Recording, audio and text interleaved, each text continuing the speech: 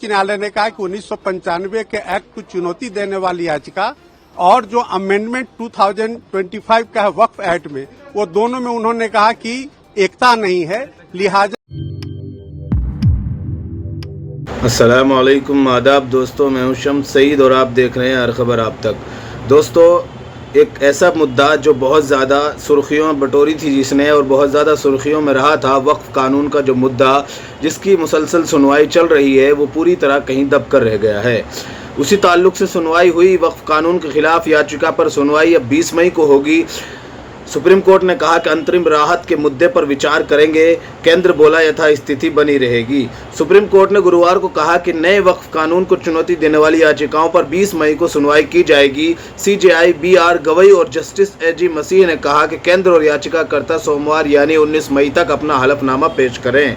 केंद्र की ओर से सॉलिसिटर जनरल तुषार मेहता और याचिकाकर्ताओं की ओर से कपिल सिब्बल ने दलीलें पेश की। इससे पहले 5 मई को सुनवाई टल गई थी। बेंच ने कहा कि अंतरिम राहत दिए जाने पर के मुद्दे पर हम 20 मई को विचार करेंगे। दोनों पक्षों के वकीलों ने कहा था कि याचिकाओं के मुद्दे पर नजर डालने के लिए न्यायाधीशों को कुछ और वक्त की आवश्यकता हो सकती है। केंद्र ने भी कहा कि जब 20 मई को सुप्रीम कोर्ट मामले को सुन रहा है, तब तक कानून के आम अहम प्रावधान लागू नहीं होंगे, यथास्थिति बनी रहेगी।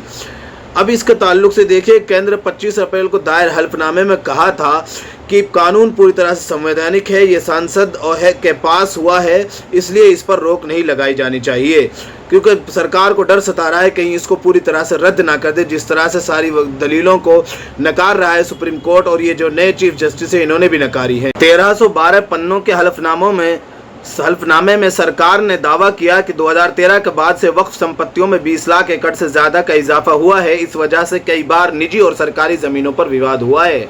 वहीं all India Muslim personal law board ने सरकार के आंकड़ों को गलत बताया और कोर्ट से झूठा हल्फनामा देने वाले अधिकारी पर कार्रवाई की मांग की। नए कानून वक्फ कानून के खिलाफ सुप्रीम कोर्ट में 70 से ज्यादा याचिकाएं दायर हुई हैं, लेकिन कोर्ट सिर्फ 5 मुख्य याचिकाओं पर ही सुनवाई करेगा।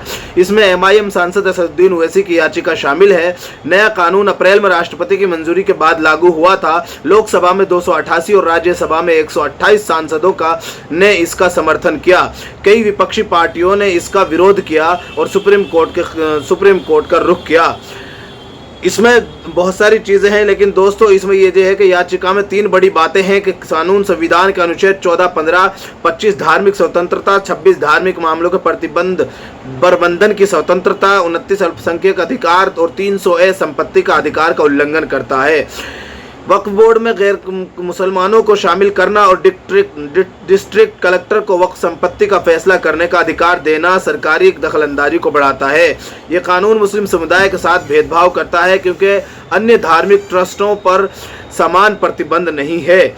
इस तरह की कई सारी याचिकाएं हैं दोस्तों, लेकिन इसमें सबसे अहम और महत्वपूर्ण चीज़ ये है कि ये कहा जा रहा है कि इस मामले में जो कमीशन में इसको ताल्लुक से कि सुप्रीम कोर्ट का जो कॉलेजियम सिस्टम है उसको बदल दिया गया है।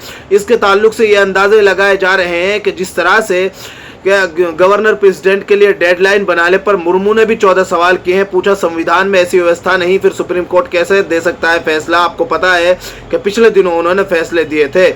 लेकिन दोस्तों, अगली सुनवाई से पहले एक बड़ी खबर यह है कि जिस तरह से सुप्रीम कोर्ट में जो वर्तमान में कॉलेजियम सिस्टम है उसको तब्दील करने की बात सामने निकल कर आई है।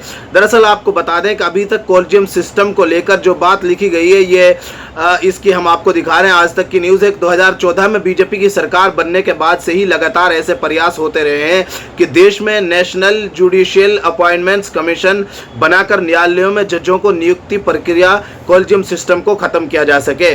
अब आपको बता दें कि इसमें कमीशन में, इस कॉलेजियम सिस्टम में अभी तक जो लोग हैं वो कौन कौन है, और फिर फर्क देखेगा आप किस तरह से सरकार इसमें इंटरप्ट कर रही है और दखलंदाजी कर रही है। मौजूदा सूरत हाल में सुप्रीम कोर्ट में कॉलेजियम में निम्नलिखित सदस्य शामिल हैं: मुख्य न्यायाधीश BR गवई, न्यायमूर्ति सूर्यकांत, न्यायमूर्ति SO का 24 मई को सेवानिवृत्ति हो रहा है, न्यायमूर्ति विक्रमनाथ हैं। लेकिन आप देखिए कि अब इसमें जो अभी नया कॉलेजियम सिस्टम में जो तब्दीली की गई है वो किया गया है कि इसमें चीफ जस्टिस ऑफ इंडिया है और देश के कानून मंत्री इसमें लाए गए हैं, सुप्रीम कोर्ट के 2 वरिष्ठतम जस्टिस हैं और 2 विशेषज्ञ इन्होंने शामिल किया गया है। इसको लेकर साफ तौर पर कयास आराइयां की जा रही हैं कि जिस तरह से सुप्रीम कोर्ट लगातार सरकार की दलीलों को नकार रहा है, उसी के तहत सरकार की यह मंशा है कि किस तरह से कॉलेजियम सिस्टम में दखल अंदाजी कर कर उसको तब्दील कर कर किस तरह से जो है उनके पावर को और उनके जो उसमें तब्दीली लाई जा सके जो उनका पावर सिस्टम है।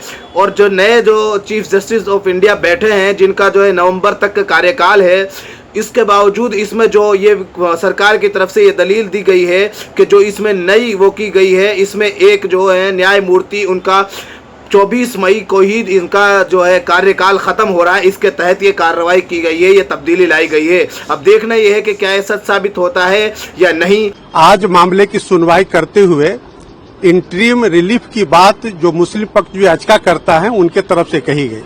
माननीय अदालत ने कहा कि चूंकि उनके पास समय कम था, लिहाजा उन्होंने अगले ट्यूसडे को पूरे मामले की सुनवाई के लिए मामले को सूचीबद्ध किया है।